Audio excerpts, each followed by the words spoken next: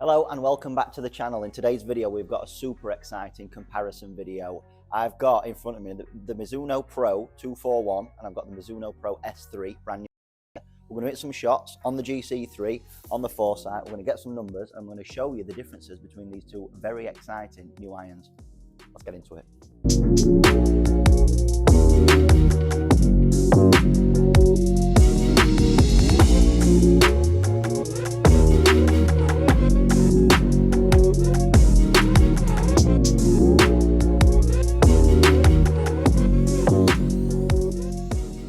Okay, so hello everyone, welcome back to the channel. My name is Jack, this is Jack Lee Golf. If this is your first time on this channel, please make sure you're doing the usuals of liking, sharing, subscribing. Like I said, two very exciting irons to test out today.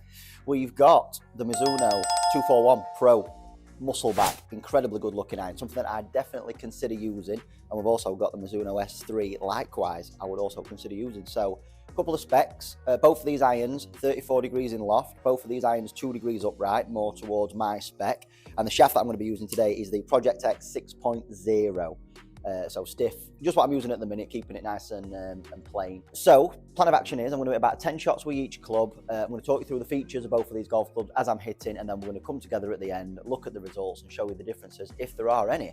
Golf ball that I'm using today, down here at the Club Doncaster, we're at the Indoor Golf Centre. I have got a Titleist Pro V1X RCT golf ball, that one. We're all about accuracy down here at the club, so we're using the most appropriate golf ball. As you can see, I've already started a little bit of testing off camera, so I'm going to continue that along. Let's go for the Mizuno Pro 241 first. Beautiful looking iron.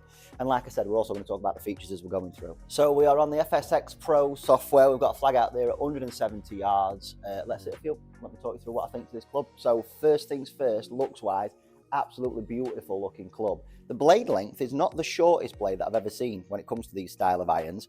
So it's not as scary as what you probably presume a blade's going to be. It does look very, very usable, very hittable. It's got quite a considerable cavity. No, not a cavity. It's got quite a considerable amount of weighting at the back as well. So it does inspire a little bit of confidence despite it being a muscleback iron. So super interested to see how these go. Feeling wise, everything that you'd expect from a Mizuno. So I did a live video of the S3 the other day. If you've not checked that out already, make sure you go do so. Nearly all that one, nice one. Yeah, absolutely incredible feel. I think it's only really in the recent years that Mizuno has been caught up by maybe Srixon when it comes to the feel department. You've got your Japanese forging companies that are similar to Mizuno when it comes to a feel capacity, but yeah, these are pretty good. So like we said at the start of the video, the spec of these, the 2 degrees upright, standard length, my kind of specs. Again, another good shot. Liking these. Right, one more, then I'm going to talk you through the features of this 241. A little bit thin, that one. Be interested to see how it does. Still carried 164, spinning at 6,000, so just where I'd want to see it numbers-wise. Not quite back onto the target. Right, let's talk specs and features. Okay, so I'm on Mizuno's website now. I'll pull an image up on screen so you guys can see this as well, what I'm reading from. So the Mizuno 241 center muscle, pure shot maker's muscle back with the mass accumulated centrally behind impact. That's what I've just referred to, that I've just shown you guys. As a result of the pursuit of a fine design details made possible through the long-term relationship between Mizuno's R&D team and its exclusive grain flow forging plant in Hiroshima, Japan. So due in part to that grain flow forging, that's why these irons feel as good as what they do. A new age of forging, so the muscleback has re-established itself as Mizuno's most played model on tour over the last couple of seasons, so we gave our professional ambassadors a more involved role in the development of the Mizuno Pro 241. You can see their influence most in the narrower top line and compact scoring irons. So it's got an aggressively tapered blade, a more obvious tapering of the upper blade portion. I think that's meant to say position. Mizuno, if you're watching, change your spelling. Delivers an ideal trajectory through the set with flighted long irons and penetrating short irons. A thinner, tour preferred top line, so the Mizuno guys on tour have had some input when it comes to the design of these irons. I'm thinking Keith Mitchell, is he a Mizuno staff player? Refined from prior blades through both weight movement within the head and adjustments in final manufacturing. Increased bounce angle, so an increase by a degree in the long irons and 2 degrees in the scoring irons for improved turf interaction. That's interesting. More compact short irons, a distinct shortening of the blade length in the shorter irons was a direct request from the majority of Mizuno players. So I'm presuming that's going to be a progressive thing throughout the set. 7-iron don't look scary. Maybe when you get into 8s and 9s, it really just starts shortening up. Full satin brush, beautiful finish on these irons, less reflective finish in keeping with the overall modern appearance. Everything that you'd expect from a blade, really. So the little minimal tweaks that we've got, a little bit more weighting placed at the back of the head to hopefully increase ball speeds on off-centre hits, but for the most part, everything that you'd expect from a blade, really. Blades haven't really changed, maybe apart from lofts for how many years? Probably look back to mid-90s and not really seen a real difference when it comes to blade design and changing too much. That was a little bit heavy. Still very consistent with the shot pattern though. How many shots with it now? 8. So 2 more, and then we're going to swap it across and we're going to get that Mizuno S3 Pro iron. And then we're going to have a look and see what the numbers are. Just push that one a touch more. Last one.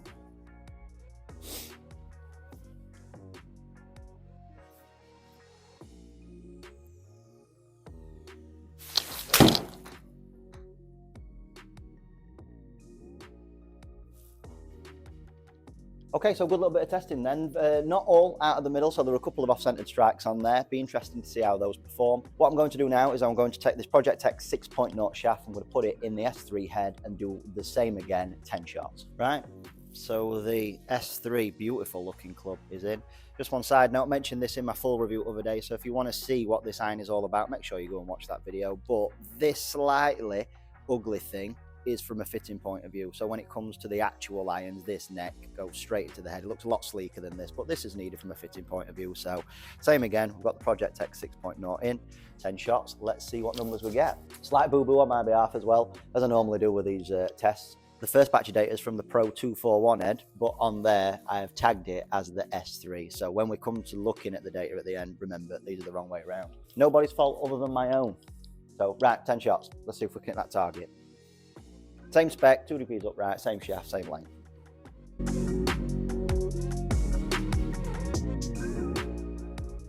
A little bit chunky that one, a little bit pushed as well. No real drop off in distance. Spin wise, we have lost 400 revs or so on that one, to be expected with that strike location. Right, that strike was a little bit heely, but it's not made too much difference to the numbers. Again, we've lost a little bit of spin because that strike weren't quite centered, but all in all, pretty good. If you go and check out the review that I did on this club, you will see that Mizuno have done a couple of things when it comes to the forgiveness of this club. So we've got a copper, I would say insert. There's some copper behind this little cavity that it's got here, spread out across the club face so that on your off-centre strikes you retain a bit of ball speed, and we've seen evidence on that, and I definitely saw evidence on my full review. That might be where this golf club just has the upper hand on the 241. Bit more push that time.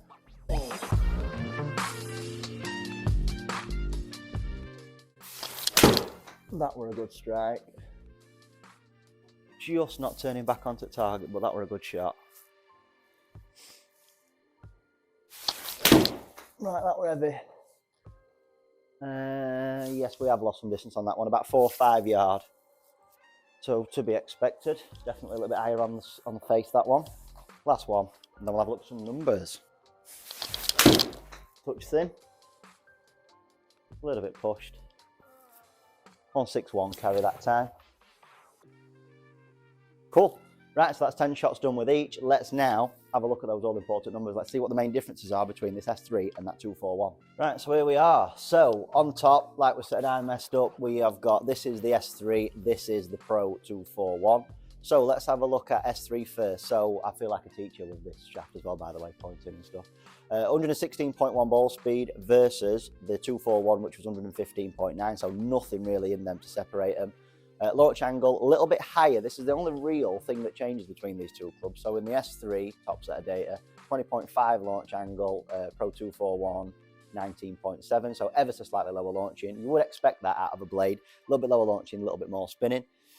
Spin axis tilt, this is dependent on how much open or closed I deliver that phase to a path. So you can see that this is all kind of user error. Pretty similar though, so I've done a fairly decent job today. When it comes to spin rates, we've got 5,832 versus 5,802. So minimal change in those spin rates. These two are shaping up to look like a very similar club. Carry distance 162.9 versus 162.7, so 0.2 yards with a standard deviation of next to nothing in between them.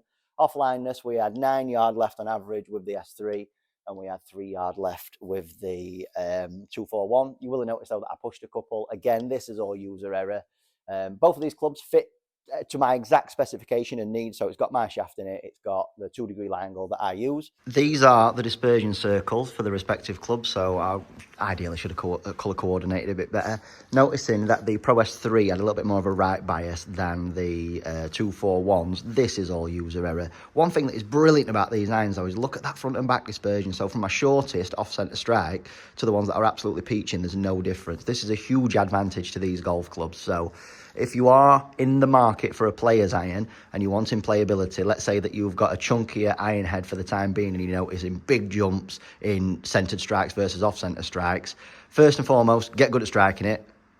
I know it sounds harsh. And then second, get an iron that's going to help you do this, because then I've got great confidence that anything from 160 to 167, that's as far and as short as we're going to get. So super impressive that. So all in all, you can see not much difference between both of these clubs. So it begs the question then, what would make you get one over the other? I think it comes a lot down to looks. You might have a preference in which one looks better between these two.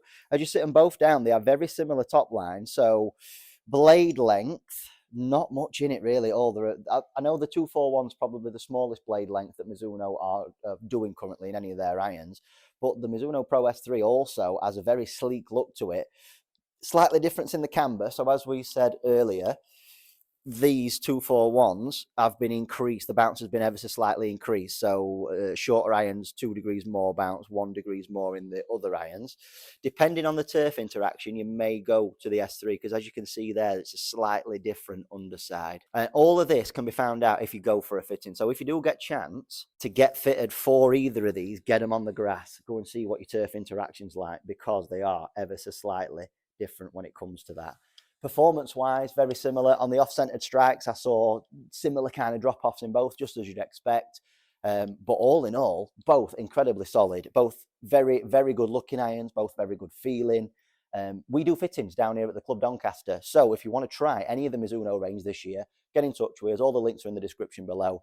Come and try these out. I've really, really enjoyed them. There's probably going to be a couple more Mizuno videos coming in the next few days, so stay tuned for those. If you've not yet seen the full review, the live review of the S3 iron, go ahead and do so. That's going to be linked on my channel. It's going to be there somewhere. But yeah, apart from that, two very good irons, two very well-performing irons. Could they be making their way into your bag? Leave us a comment in the section below. I've enjoyed that. Hope you guys have too. I will catch you in the next one. See you in a bit.